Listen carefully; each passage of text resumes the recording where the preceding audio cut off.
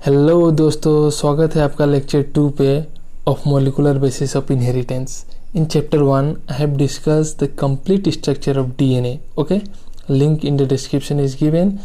Now today I will discuss about या DNA के packaging का बारे में। ठीक है, बिकॉज डीएनए का जो लेंथ है वो होता है 2.2 मीटर और ये हम लोग का सेल पकड़ लीजिए और सेल के अंदर में न्यूक्लियस और न्यूक्लियस के अंदर में डीएनए रहता है। तो यार जो सेल हमें दिखता नहीं है उसके अंदर में 2.2 मीटर डीएनए कैसे रहता है, आज हम उसके पैकेजिंग के बारे में डिस्कस करेंगे। ठीक है, तो as you all know that human DNA contains 6.6 into 10⁹ base pair, right, and the distance between two base pair is 3.4 Armstrong.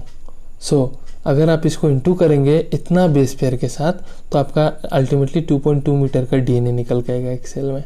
ठीक है, तो यार उससे पहले मैं डिस्कस कर लेता हूँ थोड़ा सेंट्रल डॉगमा के बारे में। ओके, सो सेंट्रल डॉगमा है जो जेनेटिक इन्फॉर्मेशन फ्लो होता है फ्रॉम डीएनए टू आरएनए। ठीक है, डीएनए टू आरएनए, तो इसे हम कहते हैं ट्रांसक्रिप्शन। अब डिटेल्स में आप पढ़ेंगे इसके बारे में थोड़े later part of this chapter में। और फिर आरएनए से इन्फॉर्मेशन आता है तब जाके बनता है प्रोटीन। ठीक है, कि आरएनए आप बताएगा कि हेयर प्रोटीन बनाओ, नेल प्रोटीन बनाओ। ठीक है, तो इसे हम कहते हैं ट्रांसलेशन, आरएनए से प्रोटीन को बनना। ये भी लेटर पार्ट में हम डिटेल्स में स्टडी करेंगे। सो इसे हम कहते हैं सेंट्रल डॉगमा। ठीक है, वाटसन एंड क्रिक ने प्रपोज किया था। उसके बाद हम बात करते हैं पैकेजिंग के बारे में। तो प्रोकैरियोट्स में जैसे कि आपको पता है कि उनका कोई डिफिनिट न्यूक्लियस नहीं होता, तो उसमें जो डीएनए जो होता है न्यूक्लियोइड, उनका जो न्यूक्लियोइड रीजन होता है, ठीक है, न्यूक्लियोइड रीजन, वहाँ में कुछ पॉजिटिवली चार्ज प्रोटीन रहते हैं और DNA is negatively charge. So positive and negative obviously will attract, तो उस तरीके से वहाँ पैकेजिंग होकर डीएनए रहता है। ठीक है, तो गाइस अब हम बात करेंगे डीएनए का पैकेजिंग यूकैरियोट्स में। ठीक है, यूकैरियोट्स में जो डीएनए है, since DNA is negatively charge, तो क्या करता है, पॉजिटिवली चार्ज प्रोटीन के साथ बाइंड करता है। ठीक है, फोल्डिंग करके रहता है ताकि इतना बड़ा डीएनए छोटे से सेल में रह पाए। ठीक है, तो हिस्टोन यार बेसिकली जो होते हैं वो चार्ज प्रोटीन होते हैं। ठीक है, पॉजिटिवली चार्ज प्रोटीन होते हैं। क्यों? Due to the presence of lysine and arginine. This are basic amino acid, याद रखिएगा आप इस तरीके से लैब। ठीक है, lysine arginine basic amino acid है। ठीक है, तो हिस्टोन जो होता है यार वो ऑक्टामेर फॉर्म कर लेता है। इस तरीके से देखिए, इस तरीके से वो ऑक्टामेर फॉर्म कर लेता है। ठीक है, हिस्टोन अब यहाँ में जो डीएनए है इस तरीके से रैप करने लगता है। ठीक है, इस तरीके से रैप करने लगता है और ये जो टर्न लिया है इसे हम कहते हैं 1.67 टन, कंप्लीटली 2 टन नहीं लेता है। ठीक है, और फिर यहाँ में दूसरा हिस्टोन होगा। ठीक है, ये हिस्टोन ऑक्टामेर, दूसरा हिस्टोन ऑक्टामेर, तो यहाँ में जाके फिर इस तरीके से टर्न लेना शुरू करेगा। तो ये जो हिस्टोन ऑक्टामेर आपका यहाँ तक, ठीक है, सिर्फ हिस्टोन ऑक्टामेर और ये जो डीएनए है इसे हम कहते हैं न्यूक्लियोसोम। क्या कहते हैं? न्यूक्लियोसोम। ठीक है, और ये हिस्टोन से इस हिस्टोन में जो हिस्टोन प्रोटीन कनेक्ट करेगा इस तरीके से, ठीक है, इस हिस्टोन से इस हिस्टोन में, उसे हम कहते हैं H1 हिस्टोन। ठीक है, और लिंकर डीएनए, क्योंकि वो लिंक कर रहा है एक डीएनए एक हिस्टोन से to the next histone. Okay, so यहाँ में आप पैकेजिंग देख सकते हैं न्यूक्लियोसोम कि जब डीएनए है ये, ठीक है, ये हिस्टोन है ऑक्टामेर और डीएनए इस तरीके से रैप कर रहा है 1.67 टन, और 1.67 टन में आपका होगा 1.147 बेस पेयर। ठीक है, एंट्रेंस में पूछा जाता है ये सब, तो यहाँ में यही दिखाया हुआ इस फिगर में एनसीईआरटी में आपका। और ये जो है ये वाला, ये ग्रीन कलर, ये है आपका लिंकर डीएनए। ठीक है, जो डीएनए को एक हिस्टोन से दूसरा हिस्टोन में कनेक्ट करेगा। सो यही है इसकी बात। तो यही बता रहा है कि नेगेटिवली चार्ज जो डीएनए है वो पॉजिटिवली हिस्टोन ऑक्टामेर के साथ फॉर्म करेगा स्ट्रक्चर जिसे हम कहेंगे न्यूक्लियोसोम। ठीक है, और ये न्यूक्लियोसोम अगर हम इलेक्ट्रॉन माइक्रोस्कोप के अंदर में देखें तो बीचों स्ट्रिंग की तरह दिखता है, मतलब ब्रोकन ग्लास जब दिखते हैं ना उस तरीके से दिखता है। ठीक है, और ये जो न्यूक्लियोसोम है, जैसे कि ये एक न्यूक्लियो हिस्टोन ऑक्टामेर है, यहाँ डीएनए ऐसा रैप कर दिया। ठीक है, ये एक बन गया, फिर ये 2 बन गया, फिर ये 3, ये जब रिपीटेडली ऐसा स्ट्रक्चर बना देगा डीएनए हिस्टोन के साथ मिलकर बहुत सारा, तो इसे हम कहते हैं क्रोमाटिन। ठीक है, इसे हम कम्यूटेटिवली कहेंगे क्रोमाटिन। ठीक है, जैसे कि यहाँ में आप देखिए इसे हम कहेंगे क्रोमाटिन। एक रहेगा तो हम कहेंगे न्यूक्लियोसोम और बहुत सारा न्यूक्लियोसोम हो जाएगा तो इसे हम कहेंगे क्रोमाटिन। ठीक है, यहाँ में आप देख सकते हैं, ठीक है, ये जो है पहले इनिशियल में डीएनए है, ठीक है। उसके बाद क्या करता है, ये हिस्टोन प्रोटीन के साथ बाइंड करता है, ये हिस्टोन है, ठीक है। और ये जब बाइंड करेगा तो हम कहेंगे न्यूक्लियोजम, देखिए। और बहुत सारा जब न्यूक्लियोजम होगा तो हम उसे कहेंगे क्रोमाटिन, ठीक है। और इस तरीके से ये क्रोमाटिन जो है और सुपर कोइल करेगा, और ज़्यादा फोल्डिंग करेगा डीएनए को लेकर, ठीक है, ताकि 2.2 मीटर का डीएनए आपका सेल के अंदर आ पाए, और सुपर कोइलिंग करेगा और लास्ट में जाके इस तरीके से क्रोमोजोम बन जाएगा, ठीक है। So this is just a part of chromosome. इसको यहाँ में जूम किया, फिर इसको यहाँ से थोड़ा सा पार्ट को जूम किया, फिर इसका एक पार्ट को इधर में जूम किया, ठीक है। तो ये है आपका स्ट्रक्चर, डीएनए से किस तरीके से क्रोमोजोम बनेगा। और ये क्रोमाटिन पैकेज होकर क्रोमाटिन फाइबर बनाएगा, मैंने ऑलरेडी बोला। ये सुपर कोइलिंग होकर बाद में जाके आपका मेटाफेज क्रोमोजोम में कंडेंस हो जाएगा, ठीक है। अब यार जब न्यूक्लियस में कोई रीजन होता है, ठीक है, न्यूक्लियस में कोई रीजन होता है जो आपका लाइटली स्टेन होता है, ठीक है, जो लाइटली स्टेन होता है, लूजली पैक्ड होता है, ठीक है, लूजली पैक्ड, तो उसे हम कहते हैं यूक्रोमाटिन। और जो डेंसली डार्क होता है और डेंसली पैक होता है बहुत टाइटली, तो उसे हम कहते हैं हेट्रोक्रोमाटिन, ठीक है। अब ये जो है यूक्रोमाटिन लूजली पैक है, ठीक है। ये जो डीएनए है, अगर डीएनए लूजली पैक होगा तब रेप्लिकेशन में क्या होता है, इस डीएनए को खुलना पड़ता है, ठीक है। अगर ऐसा डीएनए है तो इसको रेप्लिकेशन में इधर से खुलना पड़ता है। तो जितना लूजली पैक होगा उतना ही ट्रांसक्रिप्शनली एक्टिव होगा। ट्रांसक्रिप्शन मतलब डीएनए से आरएनए बनना, ठीक है, तभी तो आरएनए से प्रोटीन बनेगा। हम डिटेल में डिस्कस करेंगे later part of this chapter में, ठीक है। तो इसलिए कहा गया है यूक्रोमाटिन जो है वो ट्रांसक्रिप्शनली एक्टिव है। देन अब गाइस हम बात करते हैं आपका search for the genetic material, ठीक है, कि जेनेटिक मटेरियल डीएनए है। आज तो हमें पता है, पर उस समय हमें पता नहीं था कि जो जेनेटिक मटेरियल है वो डीएनए है, ठीक है। तो उसके बारे में मॉर्गन साहब ने पहले ही बता दिया, उन्होंने स्टडी करके, कि क्रोमोसोम में जीन्स लोकेटेड होते हैं, ठीक है। अभी हमने देखा था क्रोमोसोम, ठीक है, वहाँ DNA and A functional part of DNA, ये डीएनए हो गया, ठीक है, ये डीएनए हो गया, ये फंक्शनल पार्ट, सपोज यहाँ से यहाँ तक फंक्शनल है तो इसे हम कहते हैं जीन, ठीक है। तो ये ऑलरेडी मॉर्गन साहब ने बता दिया। और डीएनए में और आपका क्रोमोसोम में प्रोटीन और डीएनए रहता है, हमने पढ़ा था अभी हिस्टोन प्रोटीन, ठीक है। तो ये डीएनए से जेनेटिक मटेरियल है, उसके ऊपर बहुत सारे साइंटिस्ट ने स्टडी करना शुरू कर दिया और एक्सपेरिमेंट्स करना शुरू कर दिया, ठीक है। अभी मैं डिस्कस करूंगा। तो उसमें से एक एक्सपेरिमेंट था जिसे हम कहते हैं ट्रांसफॉर्मिंग प्रिंसिपल। क्यों कहते हैं आपको पता चलेगा अभी। तो उसको स्टार्ट किया, उस एक्सपेरिमेंट को कंडक्ट किया था आपका ग्रिफिथ साहब ने, ठीक है, फ्रेडरिक ग्रिफिथ। ईयर था आपका 1928, ठीक है। उन्होंने क्या किया यार, उन्होंने जो बैक्टीरिया मतलब निमोनिया कोज करता है उसको उस बैक्टीरिया को उन्होंने चूज किया इस एक्सपेरिमेंट के लिए, ठीक है। और उस बैक्टीरिया को हम कहते हैं स्ट्रेप्टोकोकस न्यूमोनिया, ठीक है। तो उन्होंने क्या किया यार, इस बैक्टीरिया को 2 स्ट्रेन में ग्रो किया, ठीक है। एक ये स्ट्रेन पकड़ लीजिए और एक ये स्ट्रेन, ठीक है, इस तरीके से ग्रो किया। जो बैक्टीरिया स्मूथ स्ट्रेन में ग्रो किया, अब याद रखिएगा स्मूथ दिखने में है पर ये है बदमाश, ठीक है। और जो ये रफ है, ये स्मूथ है, ये रफ। और जो रफ स्ट्रेन में ग्रो किया, ये रफ है पर ये जो है अच्छा है, ठीक है। ये बदमाश है और ये रफ वाला अच्छा है। डेट इज स्मूथ स्ट्रेन वाला वायरुलेंट है एंड रफ स्ट्रेन वाला नॉन वायरुलेंट है। तो क्या होता है यार, एस स्ट्रेन जो होता है वो पैथोजेनिक होता है क्योंकि वो वायरुलेंट है और वो एक कैप्सूल प्रोड्यूस करता है, ठीक है। तो आर स्ट्रेन जो है वो नॉन पैथोजेनिक है। तो इन्होंने क्या किया यार, ग्रिफिथ साहब ने एक्सपेरिमेंट कंडक्ट किया। ग्रिफिथ साहब का जो एक्सपेरिमेंट था, उन्होंने क्या किया, उस बैक्टीरिया को अब चूहों में इंजेक्ट किया, ठीक है। तो रफ वाले स्ट्रेन बैक्टीरिया को जब चूहा में इंजेक्ट किया तो चूहा जिंदा था। क्यों? क्योंकि ये तो नॉन वायरुलेंट था, नॉन पैथोजेनिक था। मैंने पहले ही बोला रफ दिखने में है पर वह बंदा अच्छा है, ठीक है। और जो स्मूथ वाला था वो वायरुलेंट था। तो ऑब्वियसली आप निमोनिया वाला बैक्टीरिया दोगे तो निमोनिया के चूहा को मरना ही है, तो उसमें चूहा मर गया, ठीक है। तो ग्रिफिथ साहब को कुछ समझ में नहीं आया, तो उन्होंने क्या किया, ये जो स्मूथ स्ट्रेन वाला है, स्मूथ स्ट्रेन वाला को हीट करके मार दिया वो बैक्टीरिया को, ठीक है।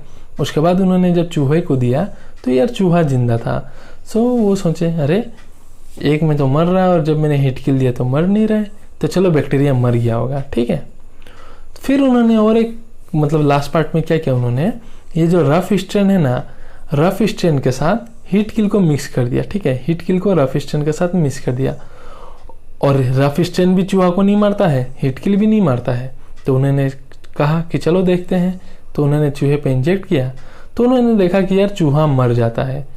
तो यार वो काफ़ी सोच विचार में पड़ गए और सोचने लगे कि यार क्या ऐसा चीज़ है जो मतलब दो रफ स्ट्रेन जो नॉन वायरुलेंट था उसको वायरुलेंट में कन्वर्ट कर दिया। क्यों कन्वर्ट किया है? हीट किल स्मूथ स्ट्रेन ने, ठीक है।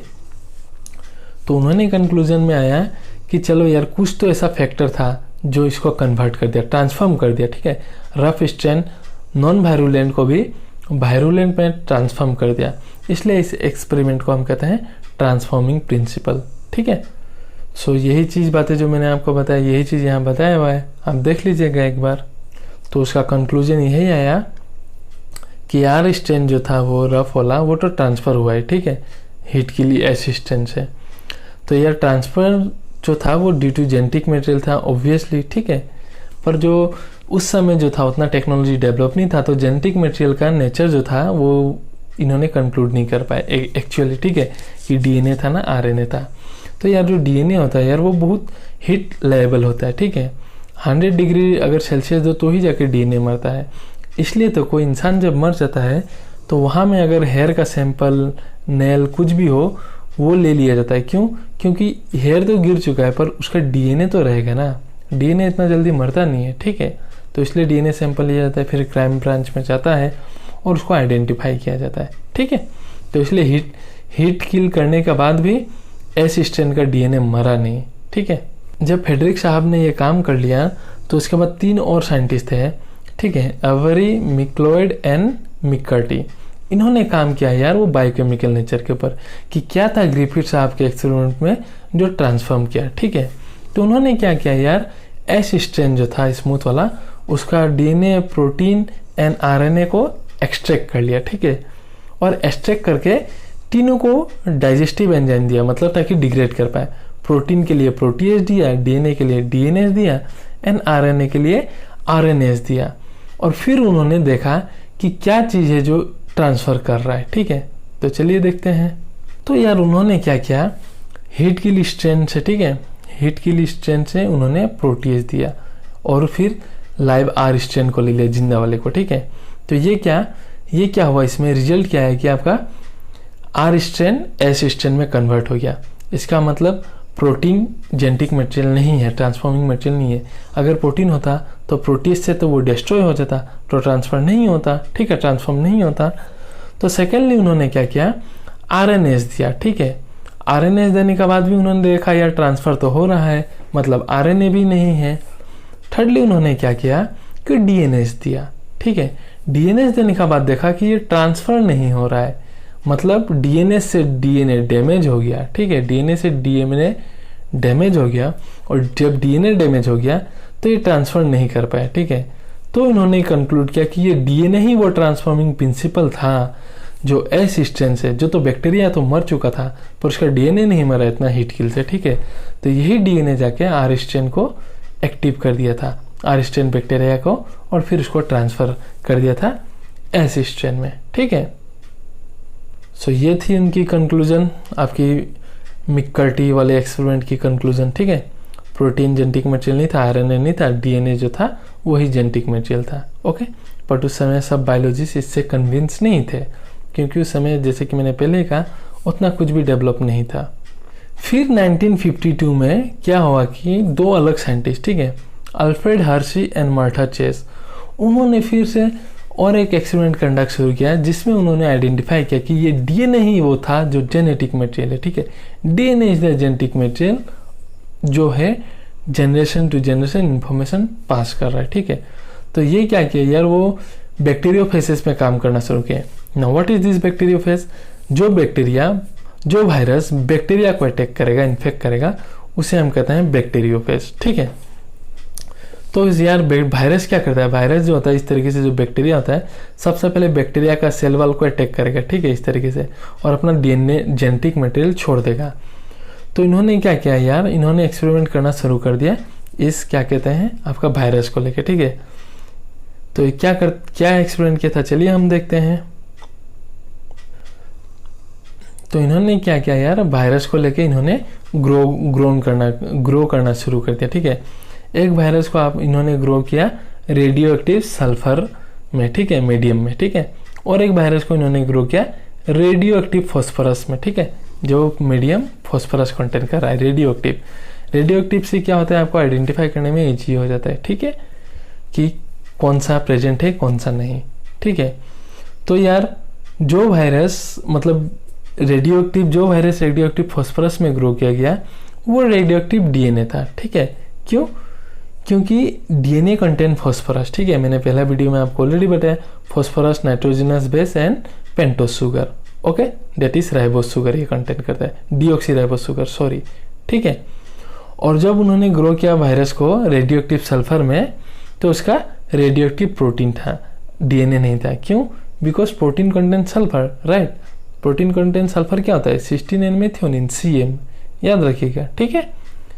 तो जो रेडियो एक्टिव फॉस्फोरस था वो डीएनए था, और जो रेडियो एक्टिव सल्फर ग्रो किया वो रेडियो एक्टिव प्रोटीन था, ठीक है। क्यों? क्योंकि प्रोटीन कंटेंट करता है सल्फर एंड डीएनए कंटेंट करता है फॉस्फोरस। डीएनए सल्फर कंटेंट नहीं करता, वरना वो भी सल्फर का मीडियम में रेडियो एक्टिव होता, ठीक है। तो इन्होंने फिर एक्सपेरिमेंट कंडक्ट किया। तो यार एक्सपेरिमेंट ये था कि ये देखिए, ये हो गया आपका सल्फर का मीडियम और ये हो गया आपका फॉस्फोरस का मीडियम, ठीक है। तो इन्होंने यहाँ वायरस को ग्रो किया। वायरस को ग्रो करने के बाद उसको बैक्टीरिया को इन्फेक्ट करने दिया, देखिए, दोनों को इन्फेक्ट करने दिया, दोनों अलग अलग वायरस को, ठीक है। तो उसके बाद इन्होंने बैक्टीरिया को इन्फेक्ट करने के बाद उसको सेंट्रीफ्यूज यूज कर दिया, ठीक है। हाई स्पीड मशीन है जो पार्टिकल को सेटल कर देता है, ठीक है। जो लो मोलिकुलर वेट होंगे वो ऊपर में रहेगा और जो हाई मोलिकुलर वेट पार्टिकल रहेगा वो नीचे में सेटल हो जाएगा, ठीक है। तो उन्होंने ये इन्फेक्ट कर दिया, दोनों अलग अलग वायरस अलग अलग बैक्टीरिया को इन्फेक्ट किया, फिर इन्होंने सेंट्रीफ्यूज किया दोनों को। तो उन्होंने देखा यार जो वायरस रेडियो एक्टिव फॉस्फोरस में था उसका जो बैक्टीरिया था वो रेडियो एक्टिव निकला, ठीक है। और जो वायरस उस बैक्टीरिया को जो सल्फर में ग्रो हुआ वो जब बैक्टीरिया को इन्फेक्ट किया तो उसका जो बैक्टीरिया था वो रेडियो एक्टिव नहीं निकला। तो इसका मतलब क्या था कि ये डीएनए ही था, ये फॉस्फोरस वाला ही, फॉस्फोरस तो डीएनए में होता है, तो ये डीएनए ही था जो कि ट्रांसफर हुआ बैक्टीरिया में, प्रोटीन नहीं हुआ। अगर प्रोटीन होता तो ये बैक्टीरिया है ये वाला, यहाँ भी रेडियो एक्टिव सल्फर होना चाहिए था, ठीक है, पर ये नहीं हुआ। तो इससे इन्होंने कंक्लूड किया कि यार डीएनए ही जेनेटिक मटेरियल है जो वायरस ने बैक्टीरिया को दिया, ठीक है।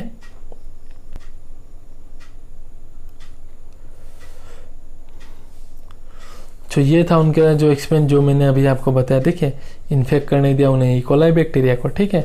फिर उन्होंने ये सब देखा, वायरल कोड को उन्होंने ब्लेंडर के थ्रू से रिमूव किया और जब सेपरेट किया सेंट्रीफ्यूगन से तो उन्होंने यही देखा जो मैंने बोला, ठीक है। जो बैक्टीरिया को इन्फेक्ट किया था वायरस से रेडियो एक्टिव डीएनए वो रेडियो एक्टिव, ठीक है, और जो बैक्टीरिया को इन्फेक्ट किया था रेडियो एक्टिव प्रोटीन से वो रेडियो एक्टिव नहीं था। तो इससे उन्होंने कंक्लूजन लिया कि डीएनए ही वो इन्फेक्टिंग एजेंट था, ठीक है, तो प्रोटीन नहीं था। DNA was the genetic material, protein नहीं, ओके। जेनेटिक मटेरियल होने का भी सर्टेन क्राइटेरिया है, वरना कोई भी जेनेटिक मटेरियल हो जाता, कोई भी सब्सटेंस, ठीक है। तो चलिए अब उस क्राइटेरिया को पढ़ते हैं। तो पहला जो क्राइटेरिया है वो होता है कि जो जेनेटिक मटेरियल था उसको रेप्लिकेशन करने का कैपेबिलिटी होना पड़ेगा उसको, ठीक है। डेट इज कि सपोज दिस इज डीएनए, तो इसको अपने आप को रेप्लिकेट करना पड़ेगा। रेप्लिकेशन में क्या होता है, दो स्ट्रैंड पहले सेपरेट होते हैं, ठीक है, उसके बाद फिर वहाँ आके नए स्ट्रैंड जुड़ जाते हैं, ठीक है, इस तरीके से। तो एक डीएनए से दो डीएनए बनना पड़ता है, ठीक है। तो डीएनए रेप्लिकेशन होना बहुत जरूरी है। जो भी जेनेटिक मटेरियल होगा, रेप्लिकेशन के बारे में मैं अपना अगला वीडियो लेक्चर पे बहुत अच्छे से बनाऊंगा आपको। और दूसरा जो है, it should be chemically and structurally stable. हमें ये दिखा है आपका ग्रिफिथ साहब के एक्सपेरिमेंट में कि उन्होंने हीट दिया तो भी डीएनए डैमेज नहीं हुआ, तो ये कितना स्टेबल है डीएनए, है कि नहीं। थर्ड जो है यार, उसके जो जेनेटिक मटेरियल होगा यार वो स्लोली म्यूटेशन करना पड़ेगा, ठीक है। अगर बहुत फास्ट म्यूटेशन कर दिया तो यार वो तो अपना रूप और नक्शा ही बदल देगा, राइट। जैसे वायरसेस होते हैं, वायरसेस में आरएनए होता है जेनेटिक मटेरियल, तो यार वो काफ़ी फास्ट म्यूटेशन करते हैं। जैसे कि आप कोरोना वायरस का ही अभी सुन रहे हैं कि वो 8 से 10 स्ट्रेन प्रोड्यूस कर रहा है, मतलब इतना जल्दी म्यूटेशन हो रहा है कि वो 8-10 वेराइटी का वायरस फॉर्म कर रहा है, ठीक है। और फिर है कि जो जेनेटिक मटेरियल होगा वो मेंडेलियन साहब के कैरेक्टर के हिसाब से, मतलब जीन के हिसाब से फंक्शन करना पड़ेगा, ठीक है। सो ये सब क्राइटेरिया आपका प्रोटीन फुलफिल नहीं कर पाया तो ऑब्वियसली प्रोटीन जेनेटिक मटेरियल नहीं है। आरएनए और डीएनए ने फुलफिल किया, सो आरएनए और डीएनए जेनेटिक मटेरियल है। पर आरएनए सर्टेन वायरसेस का ही है, ठीक है, और यूकैरियोट्स मैक्सिमम का है। क्यों आरएनए मतलब आरएनए सबका जेनेटिक मटेरियल नहीं बना? क्योंकि जैसे कि मैंने आपको डिस्कस किया था अपने पहले वीडियो में, आरएनए का जो ये 2 डेज पोजीशन में भी OH रहता है, ठीक है, और 3 डेज में तो रहता ही है। तो ये जो OH होने का वजह से 2 पोजीशन में ये ऐसे कैटलिस्ट हिसाब से, मतलब बहुत ही मतलब चांसेस है कि ये मतलब क्या कहते हैं उसे, रिएक्शन, ठीक है, रिएक्टिव हो जाता है, जिसके वजह से मतलब म्यूटेशन होने का चांसेस होता है। ये जैसे आपने देखा तो डीएनए में ये नहीं रहता, डीएनए में सिर्फ यहाँ H ही रहता है, O नहीं रहता, इसलिए हम उसे डीऑक्सी कहते हैं, इसलिए डीएनए ही जेनेटिक मटेरियल है, ठीक है। सो गाइस, अगर आपको एक्सप्लेनेशन अच्छा लगा, समझ में आया, तो आपने दोस्तों को भी शेयर कीजिए ताकि उनको भी अच्छा लगे, उनको भी समझ में आए। और यार इस चैनल को सब्सक्राइब जरूर कर दीजिए, वीडियो अच्छा लगा तो लाइक ज़रूर कर दीजिए। आपके लिए काफ़ी मेहनत करता हूँ मैं यार, अच्छा लगेगा आप भी अगर अपना प्यार बरसाएं तो और भी बहुत इंटरेस्टिंग वीडियो लेके आऊँगा, ठीक है दोस्तों। तो इसी के साथ यार धन्यवाद, मिलते हैं अगले वीडियो पे।